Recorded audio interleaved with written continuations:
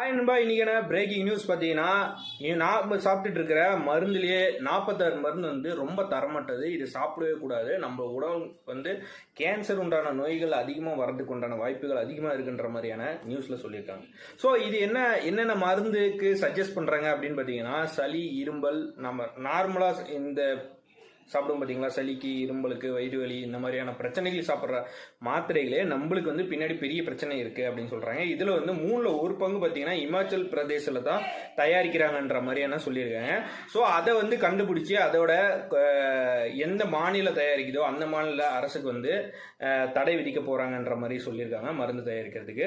So அதை தவிர்த்து நாம் இனிமேல் ஏதாவது நார்மலாக ஏதாவது சாப்பிட போகிறோம் அப்படின்னாலுமே கன்சல்ட் பண்ணி டாக்டர்கிட்ட கன்சல்ட் பண்ணி தேவையான மருந்து மட்டும் சாப்பிட்றது ரொம்ப நல்லது. ஏன்னா நம்ம நார்மலாக எடுத்துக்கிற மாத்திரையில் இவ்வளோ பிரச்சனை இருக்குன்றத இப்போ இவங்க சொல்லியிருக்காங்க 2024 ஆர்டர் பண்ணி. ஸோ அடுத்தது இன்ட்ரெஸ்டிங்கான வீடியோ.